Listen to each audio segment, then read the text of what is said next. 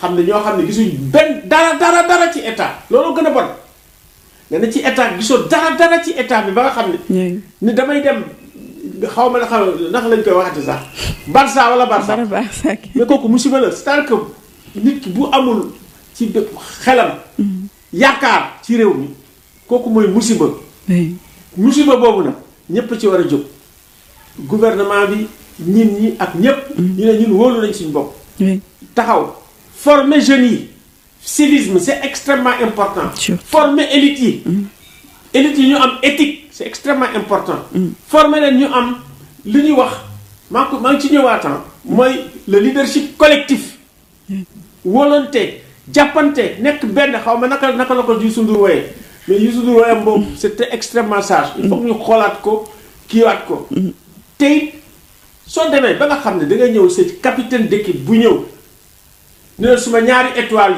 yi ma takk fii yéen ñaar la nga xam ne lu mu la wax am na lu mu la wax lu rëy am na lu mu gis bu ko jaaxal mu caxle cax boo xam ne cax bu am solo la mais Kalidou c'est un philosophe du capitaine d'équipe rek tu vois effectivement te équipe bi dañu ñëw andi dara loo xam ne tamit fokk ñu méditer ko dañu ñëw naan diw mooy président diw mooy ministre de la défense man waxoon naa ko avant ñoom ñi wax loolu ma ne suñu gouvernement bi dañu war a seet comme équipe bi saa nga jël les meilleurs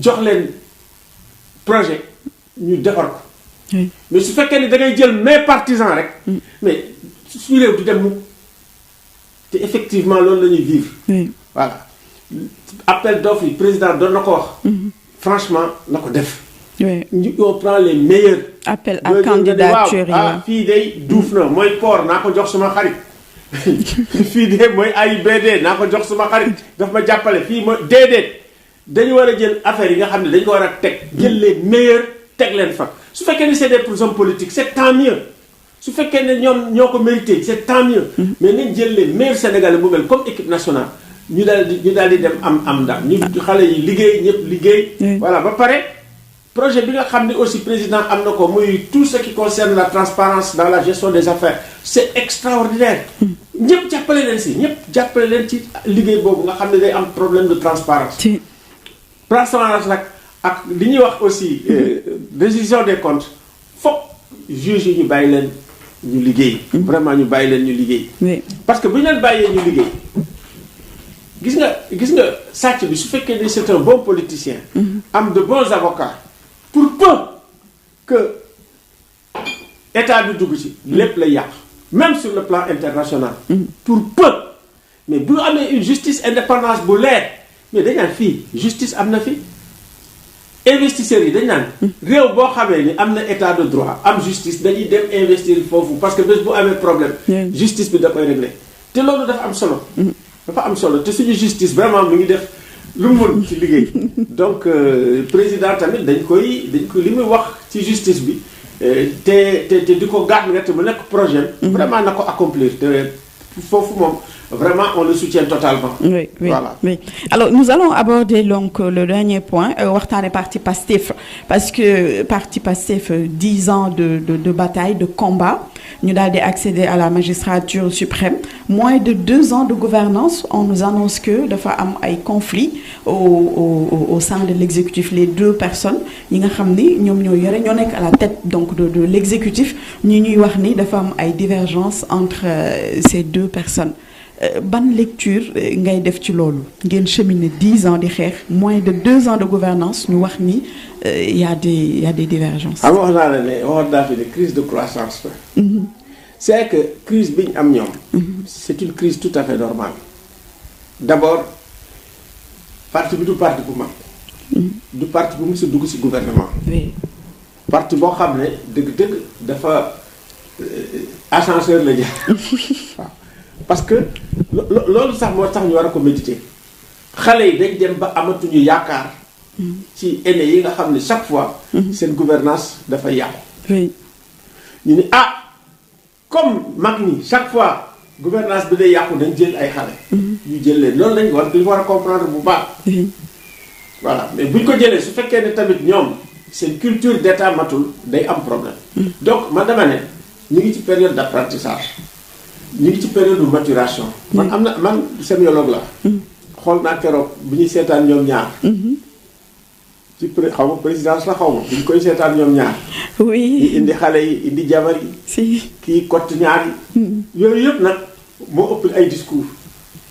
li fa xew foofu. kii jaar di jël kii ne ko Ousmane Sonko turandoo bi del ko fab. En réalité il me semble que y a quelque chose qui est en train peut-être de se faire sur le plan subjectif. Sur le plan familial.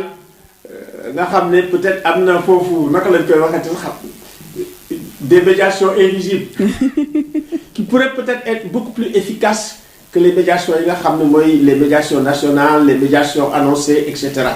Mais bon tant que les ambitions pour 2029 sont là il est évident qu'il ne faut pas se faire d'illusions.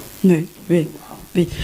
Alors le système PASTEF c'est la continuité de ce qui était là.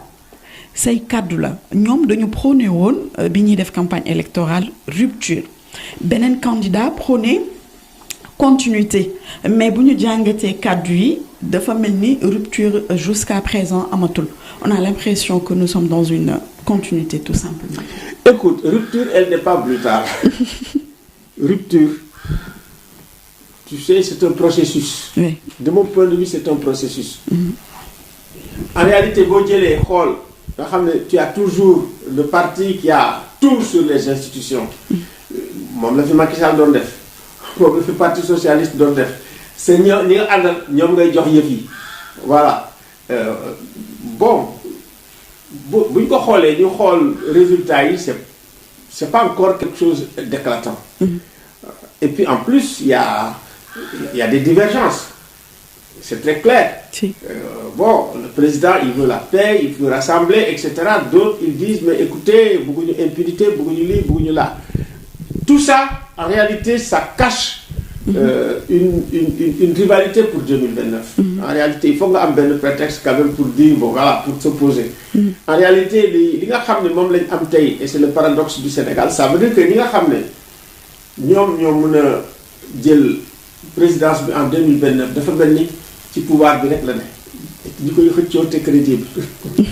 C'est pouvoir. Du côté de l'opposition gisaguñu quelque chose qui émerge. Si. En réalité notre problème il est là et c'est normal hein. C'est tout à fait normal. Voilà et puis day ñëw bu ma nee reproduction la mais xoolal élection 2024. Il y avait un conflit entre Macky Sall et Amadou Ba. Donc c'est pas la première fois qu'on voit ces choses-là. Surtout quand vous avez des pouvoirs qui sont des pouvoirs très forts. Donc pouvoir bu foree am lépp il est évident que opposition bi tamit à l'intérieur du pouvoir la ñëw léegi dafay indi une implosion moom lay am. Maintenant nag pour éviter ça il faut que li may wax opposition bi mooy li may wax pouvoir bi. Pouvoir bi bu fekkee ne bëgg nañu Sénégal réussir nañ am un leadership collectif. En réalité loolu la leen Kalidou wax. Oui. Yenn ñaari étoiles yi. C'est ton message. seen leadership da ngeen koy jël ngeen def ko ensemble mu dem mais bu fekkee ne donc dafa am compétition wala conflit. De leadership. Il est évident que du dem fenn. Opposition bi tamit tant que conflit de leadership bi c'est entre 400 partis du dem fenn il faut que opposition bi aussi ñu am un leadership collectif. bu ñu fekkee ci loolu la ñu loolu mooy dëgëral démocratie Sénégal. Oui, très bien. Peut-être une dernière question. La justice française se prononcera prochainement début et première quinzaine du mois de février sur l'extradition donc de Madiambal Diagne, le journaliste. Lan nga ci wax qu'est-ce qu'on peut lan lañ mën xaar ci boobu loolu ñuy xaar.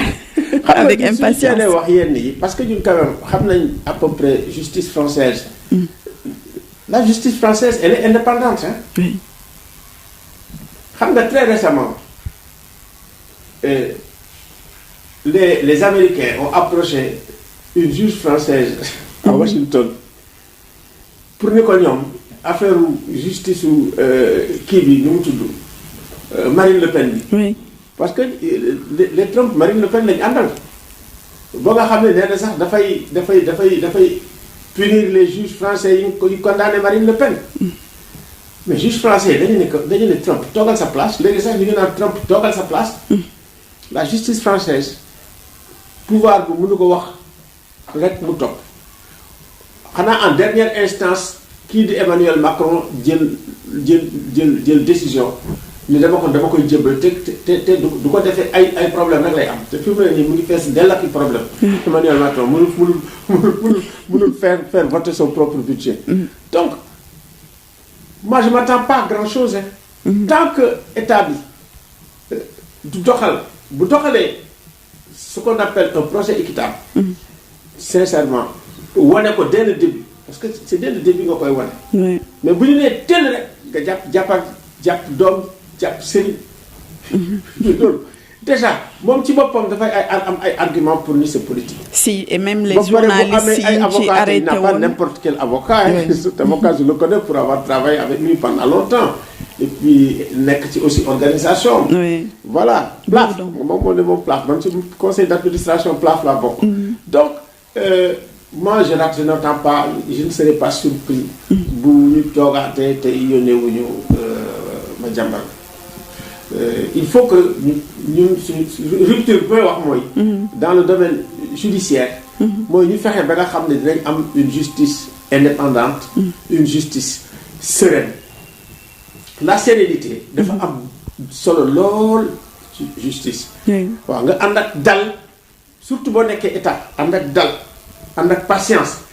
dafa am doole nga jël ñi nga xam ne dañ am xam-xam. nga dénk leen mbir yow mi nga ci état juge yi naka ngeen di doxale ñu def ko mais bu leen dicté lu ñuy def.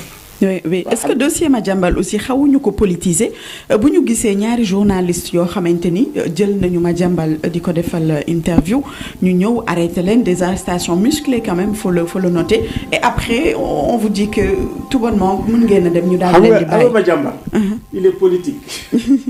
Madiambal c'est pas un journaliste. Il est politique jusqu'au bout des ongles. C'est pas un journaliste normal.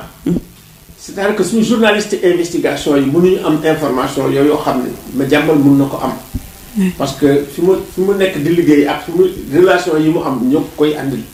donc kooku su fekkee ne da koy jàpp vraiment il faut nga nekk politique comme moom mais su fekkee ne da ngay yóbbu passion. nga jàpp Madiambal te bu daawee ba pare. ba rëcc pour nga jàppati ko aussi dafay difficile. Madiambal c'est un sujet politique soo ko jàppee. en réalité. Même bu dara xew dañ naan voilà ça va être un procès politique ça nag le grand problème que nous avons avec les États et les gouvernements c'est de ne pas savoir naka la ñuy doxale quand il y a un politique.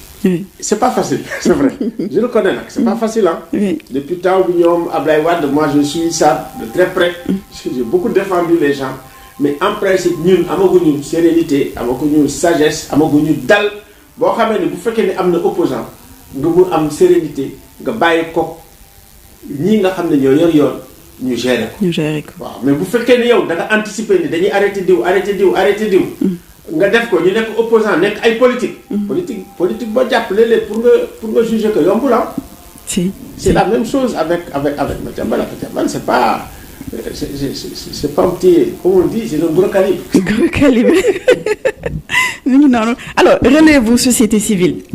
Kan nga yaakaar ni demain dina porter société civile bi comme yow ni nga ko porté durant des années nekk exemple nekk référence pour ñu bari tey di xeex ak yelleef doomu aadama relève bi pour demain. man dama bari ay discipline léeg-léeg sax sama ay discipline nga xam ne dama leen former dañu mujj di ma attaquer. c'est vrai que ñoom ils ont mûri.